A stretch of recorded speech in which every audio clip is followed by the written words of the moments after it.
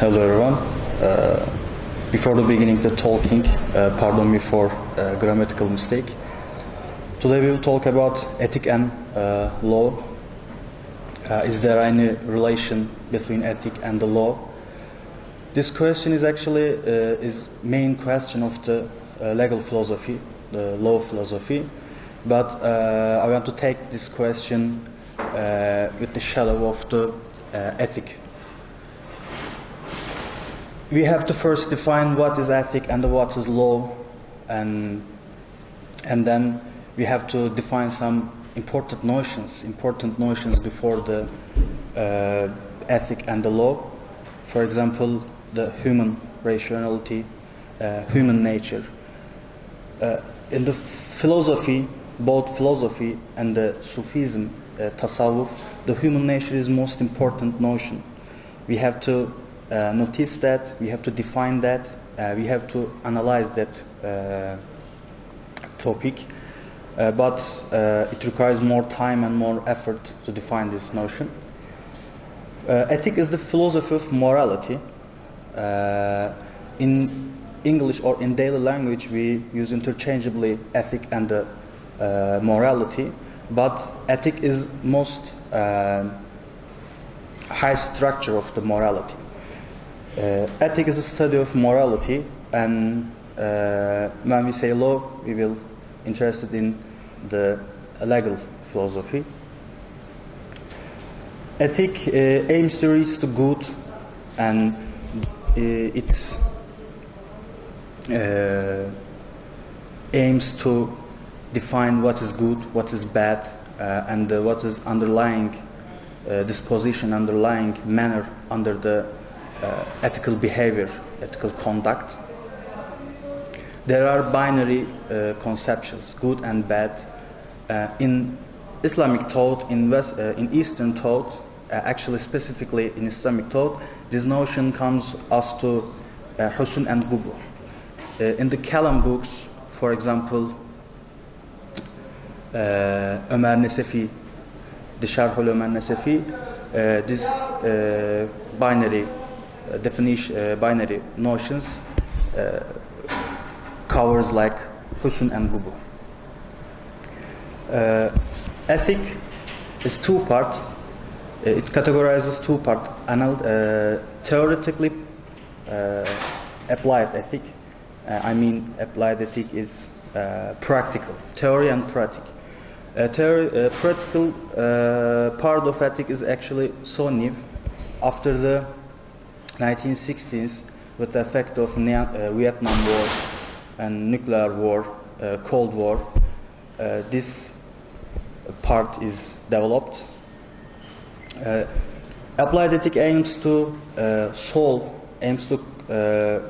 conceal the theoretical problems in everyday life. My observation is that it's so Western-centered part, because it's usually aims to solve abortion, gender problem. When we come the theoretical part, it's categorizes the two parts. We always go like that, categorizing and descripting some notions. It divides into two parts: meta-ethic and the normative ethic. Actually, meta-ethic is more important task for a morality ethic because it aims to understand, defines, and solves what is morality, what is good and bad. Is it universal beyond all conditions, or it's not? It's like a bird view of morality. This field focuses on universal truths, the will of God, the role of reason in the ethical judgment. Normative ethics takes on moral, practical tasks, which is to arrive at moral standards that regulate our conduct, our behavior. I mean, it tries to, this is the moral principle, and this is the universal principle, it says. Metaethics, it's used to define origin of meaning, the ethical concepts. A little note that there is a genuinology which is developed by Friedrich Nietzsche, but it's not a part of ethics, it's a method to understand a concept with its history, background. It's like the hermeneutic reading, modern hermeneutic reading. We can say in Islamic thought, tafsir, but it's not our, now it's not our topic. There are two issues in metaethics. Metaphysical issue, is there any ideal word, is there any universal truths behind our decision? And the second, psychological issue, what are the motives that invoke us, that motivate us when we conduct an ethical behavior?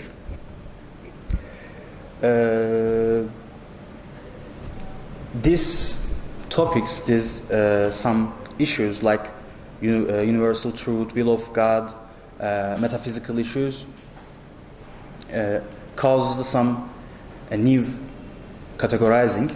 For example, in psychological issue, there are three parts: egoism, altruism, which means diğerkamlık, hodgamlık, and emotion and reason. This is the most controversial topic, emotion and reason, because they try to understand what is motive us, what does it.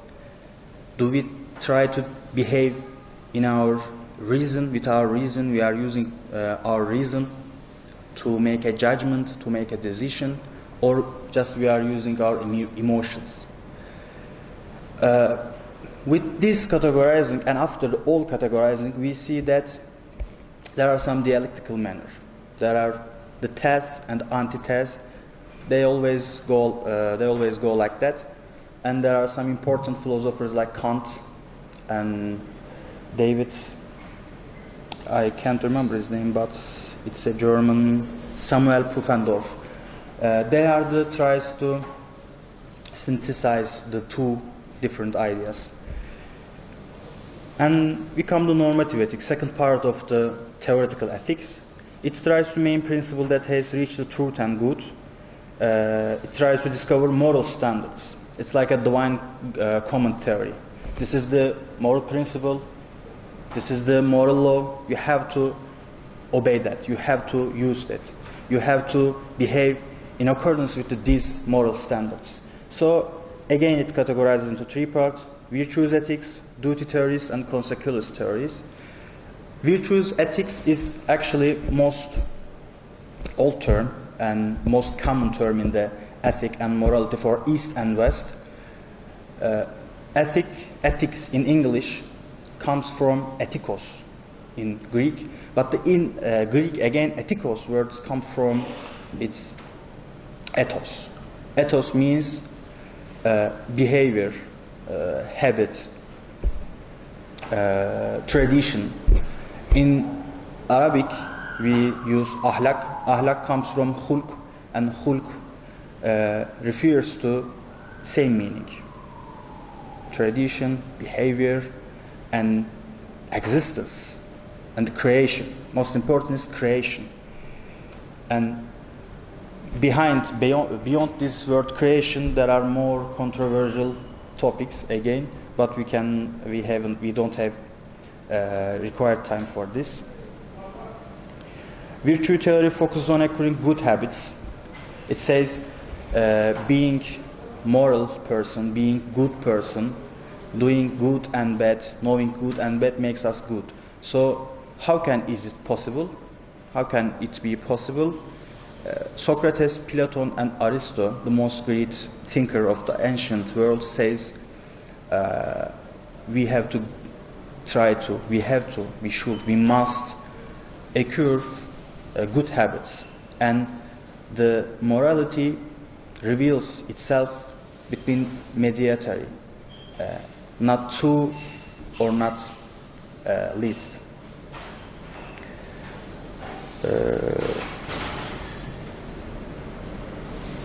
Virtues are good habits. It's the more key term in the virtues ethic. Virtue, there are different definitions, which is taken by Socrates, Aristotle, Platon. But the most common things that virtues are good habits that regulate our emotion. We always try to reconcile our emotion. We always try to sharp our emotions, desires. Second theory is duty theory. The first strong defender is Samuel Pufendorf. He says being a moral person, being a good person is possible just obey our duty. It's duty, morality. Before the Kant, this is the establisher of this theory. He categorizes duty into three parts: duty to God, duty to others, duty to ourselves.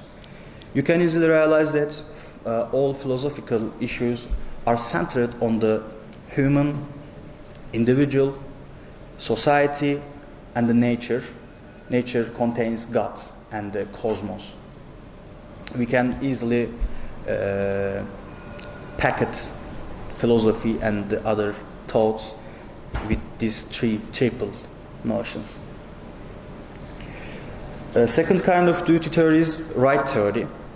John Locke is the most famous philosopher of this, and the modern and the postmodern. Actually, I have to use modern word. Modern politic, modern law, and the modern philosophy are centered the right issue. For example, Human Rights Declaration. We know that. I think understanding the ethic and the law and the relation between ethic and the law will makes us understood that this age, this political system, this economical system. So this is the most important, ethic and the law, most important part of the understanding of this world, actually in modern world. John Locke says that being moral is possible with just obeying the natural law. This natural law and the law of nature, laws of nature concepts are most important concepts, and we can talk about on this concept long hours. After following part of the talking, we will see how this natural law and the laws of nature concepts shapes our understanding. John Locke says that being moral and obeying the natural law mandates our conduction, and it says that the natural law says that you have 4 rights. These 4 rights, it can never be underestimated, it can never be unforgotten. They are life, healthy, liberty, and possession. John Locke is, as you know, a liberal philosopher, and the classical liberalism is established on this understanding: health, liberty, possession, and life. Note that this duty is theory based on reason, not emotions, not any other faculty of soul, human soul. Always it's comes around rationality, human rationality. This natural law concept, this natural law idea dominated whole European thought between medieval age to modern age. There are different variations of natural law and the laws of nature. For example, firstly, this notion is so Judeo-Christian, so monotheistic, but after that some historical big events, this notion is shaped by atheist or theistic philosophers.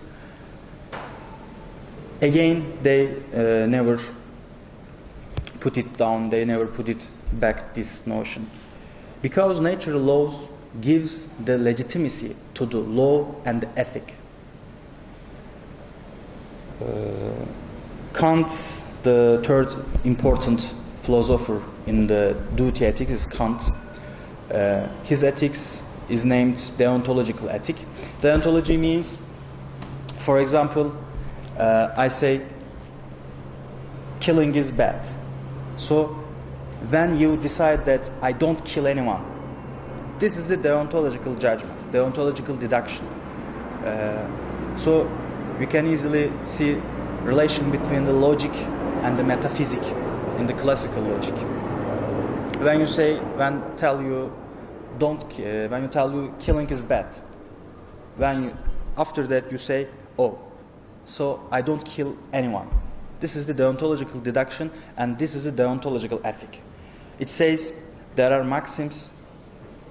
Maxims is the principle which regulates our behavior. He says we universalize our maxim using by our reason. Kant tries to ethic on the basis of the reason, and he tries to separate it between theology, between religion and the philosophy and the ethic. But after that, Hegel, he's destroyed Kant's most important grounding.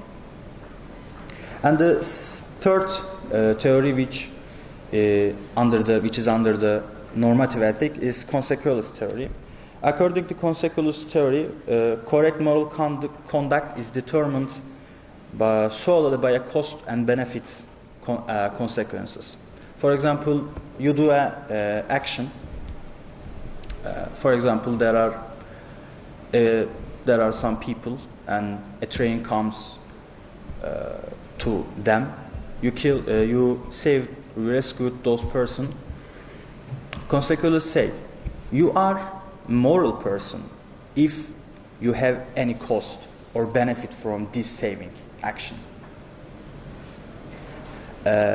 It's so funny, but I exaggerate to show what is main concern.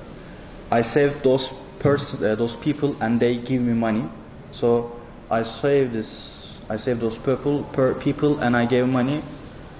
Cost and benefit. Yeah, I have a benefit. It's so beneficial action, so I'm a moral person. Consequence theory, it's brother of pragmatist philosophy, and the American thought is established on the pragmatic consequence theory of this ethical understanding, and you see the American politics, how it's like, how it's act. This is the Americans' thought, Americans' ideologies, codes. So they are divided into three parts: ethical egoism, ethical altruism, and utilitarianism. Ethical egoism means ahlaki hodgamlık. Ethical altruism, ahlaki diğerkamlık. And utilitarianism, in Turkish we translate this word into Turkish like toplum yararı, toplumsal yarar, like that. Utilitarianism is British and Americans' philosophy in the politics. So the second part our talking is the legal philosophy, law. Actually, legal philosophy is interested with legal establishment of legal. There are judgments, there are peoples, some laws. They are interested in these stuff. It categorizes three parts: analytic jurisprudence, normative jurisprudence, and the critical theories of law. Analytic jurisprudence is the method of the analytical philosophers. Analytical philosophers says that no, there is no metaphysical issues, there is no metaphysic, it's so materialistic. We have just notions, we have just concepts, we have just institutions. The philosophy is analyzing and defining and showing the relation between those institutions and the concept. Philosophy is this. Analytic philosopher says that. So they use this method, use this thought on the other intellectual spheres. For example, ethic. For example, legal philosophy. For example, logic. For example, in logic, symbolic logic is purely analytical logic. They just try to define, they just try to analyze and to show what is necessary and the sufficient conditions. It's like that. Logic is that. But we know that classical logic has a metaphysical background, has a metaphysical issue. For example, categorizes part. In Aristotelian logic, categorizes are so important part, and because of this categorizes part, a lot of Kalam scholars, a lot of Sufis says that philosophy is rubbish. Philosophy is out of religion. Actually, they criticize the categories part, not some mechanical stuff. For example, equivalence. A is not A. A is B. This is the equivalence identity problem. Imam Ghazali is so important in this issue. He puts a education of logic center of any intellectual action. He says that you have to learn logic if you want to study tafsir, kalam, hadith. You have to first logic. You have to first what you say, what you understand. Your mind, your reason, it is able to analyze, it's able to define, it's able to compete these two different notions. Analytic jurisprudence has been provided to an account of what distinguishes law from non-law, what distinguishes law from tradition, what distinguishes law from ethic, from religion, or from thoughts. So our question, the relation between ethic and the law, is the question of analytic jurisprudence. I think main problem, or what they are trying to say, is not there is no relation between ethic and the law. They say there is no relation between ethic and the law. Law is established, is fixed by is fixed by just convention of the society. Is established by the just tradition of the society, custom of the society. We don't have any metaphysical background. They say they want to saving the law field of the ethic. They don't want to use law to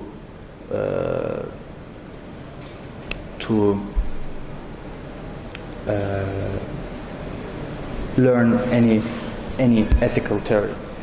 So there are a critical theory. It's the most important theory actually in the history of the legal philosophy, history of the law, and the history of the understanding the European thought.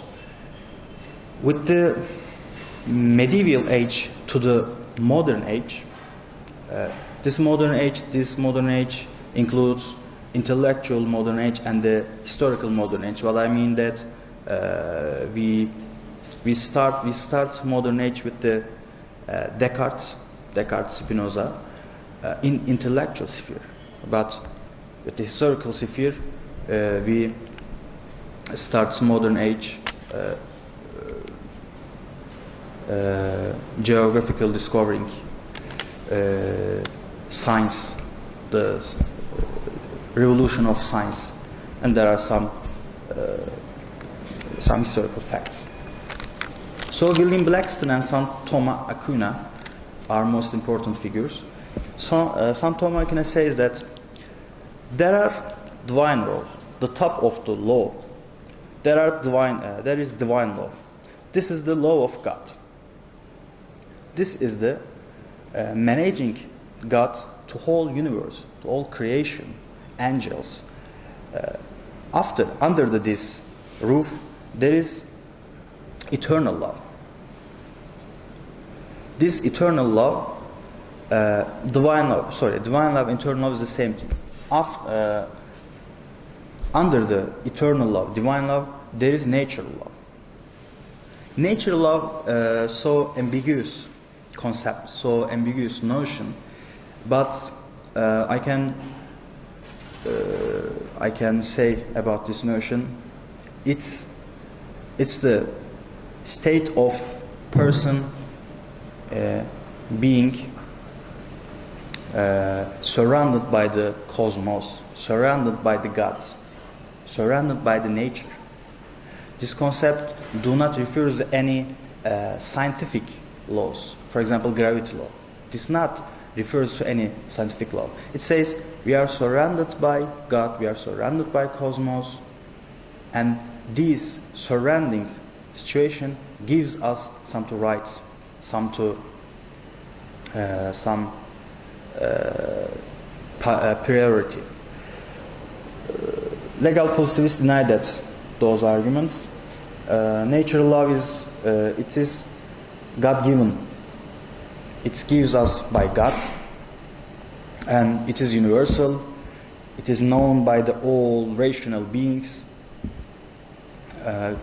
All rational beings have to know that because we are in nature and we are surrounded by the nature, surrounded natural law, so we have to know that. So after the natural law, there is positive law. The term of positive actually is known that positivist philosophers use that, but I think it's wrong, because the first guy who is used to this notion, St. Thomas Aquinas, he refers to the using positive law. It means that people has priority to law, to being law, making judgment, establishing legal system. So natural law is a guarantee of legitimacy of the law, legitimacy of ethic. For example, you make a law. Why do people obey this law? Why do people know your authority, your law? Where is your law? Where is its legitimacy? Natural philosopher says its legitimacy comes from natural law. You make a law.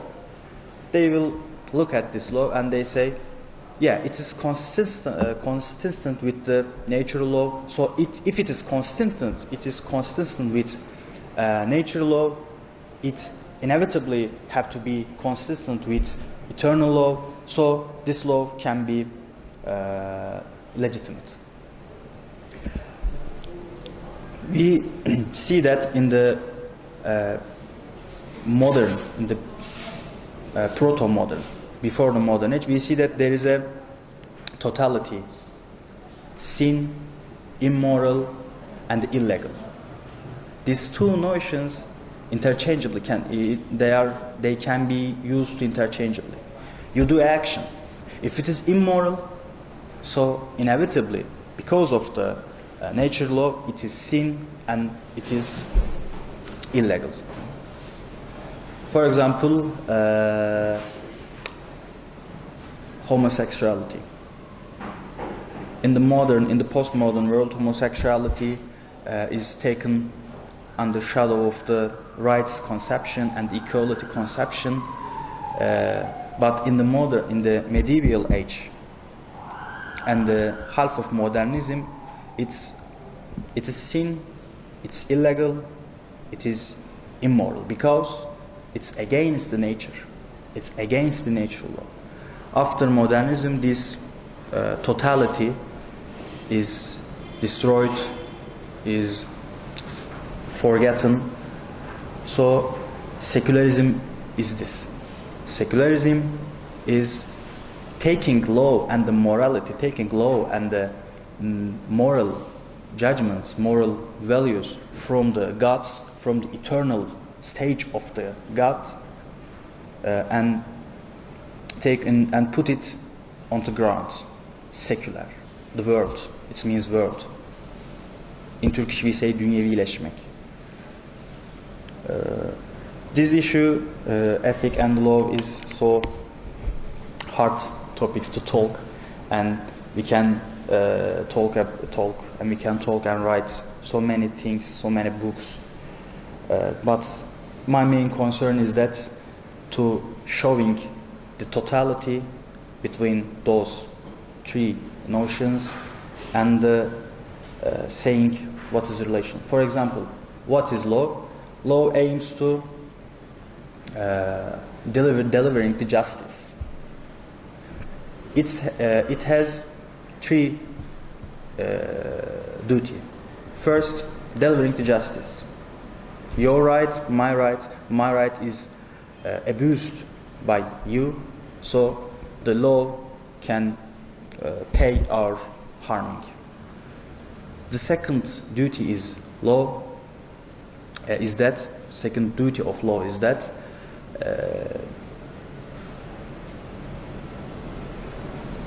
managing the society,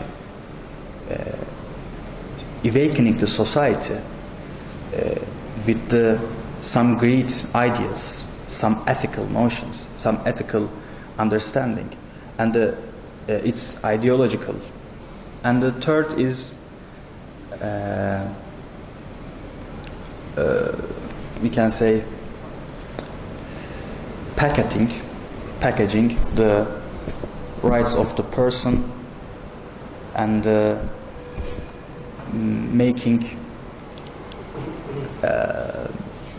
how can I say making agreement on the society and establishing a order in the society. Thank you for listening. This is the English part of the speaking. Thank you very much.